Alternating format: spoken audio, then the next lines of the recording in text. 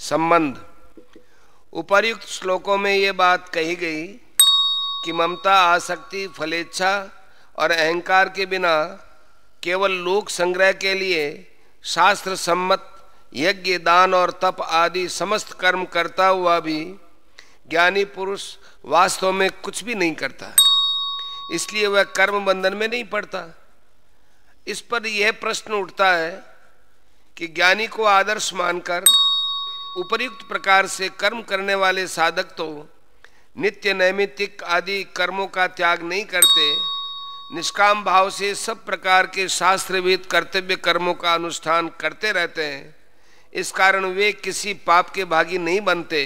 किंतु जो साधक शास्त्रविहित यज्ञ, दान आदि कर्मों का अनुष्ठान न करके केवल शरीर निर्वाह के लिए आवश्यक शौच, स्नान और खान पान आदि कर्म ही करता है, वह तो पाप का भागी होता ही होगा ना।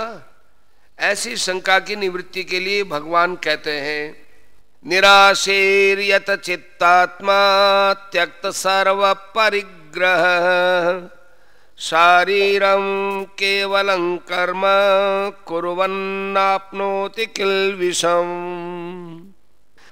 जिसका अंतःकरण और इंद्रियों के सहित शरीर जीता हुआ है और जिसने समस्त भोगों की सामग्री का परित्याग कर दिया है, ऐसा आशा रहित पुरुष केवल शरीर संबंधी कर्म करता हुआ भी पाप को नहीं प्राप्त होता। प्रश्न। निराशी यत चित्तात्मा और त्यक्त सर्व परिग्रह, इन तीन विशेषणों के प्रयोग का यहाँ क्या अभिप्राय है? उत्तर। जिस मनुष्य को किसी भी सांसारिक वस्तु की कुछ भी आवश्यकता नहीं है, जो किसी भी कर्म से या मनुष्य से किसी प्रकार के भोग प्राप्ति की किंचन मात्र भी आशा या इच्छा नहीं रखता, जिसने सब प्रकार की इच्छा, कामना, वासना आदि का सर्वथा त्याग कर दिया है, उसे निराशी ही कहते हैं।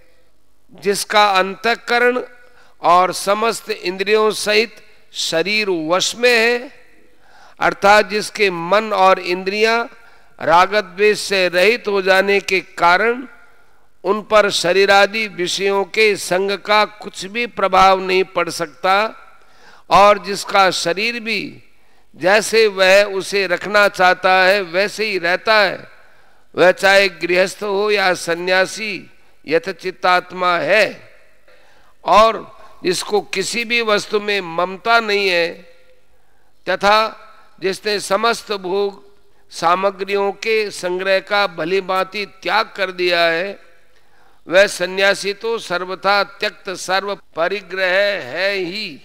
इसके सिवा जो कुछ दूसरे आश्रम वाला भी यदि उपर्युक्त प्रकार से परिग्रह का त्याग कर देने वाला है, तो वह भी त्यक्त सर्व परिग्रह है।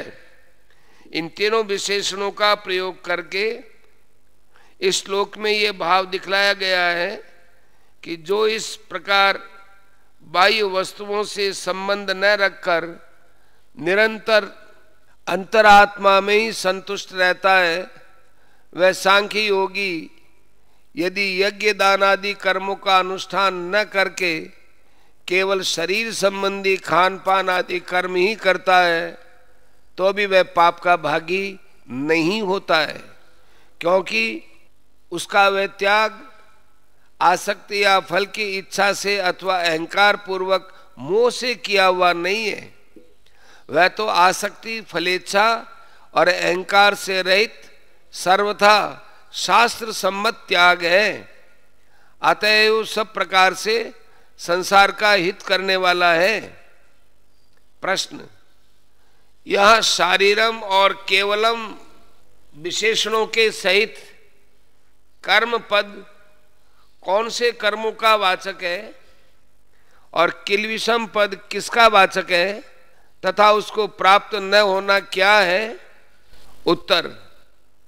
शारीरम और केवलम विशेषणों के सहित कर्म पद यहाँ शौच, स्नान, खान पान और शयन आदि केवल शरीर निर्वाह से संबंध रखने वाली क्रियाओं का वाचक है तथा किल्बिषम पद या यज्ञ दान आदि विहित कर्मों के त्याग में होने वाले प्रत्यवाय माने पाप का तथा शरीर निर्वाह के लिए की जाने वाली क्रियाओं में होने वाले अनिवार्य हिंसा आदि पापों का वाचक है। उपर्युक्त पुरुष को न तो यज्ञादि कर्मों के अनुष्ठान न करने से होने वाला प्रत्यवाय रूप पाप लगता है और न शरीर निर्वाह के लिए की जाने वाली क्रियाओं में होने वाले पाप से ही उसका संबंध होता है। यही उसका किल्बिष को प्राप्त न होना है।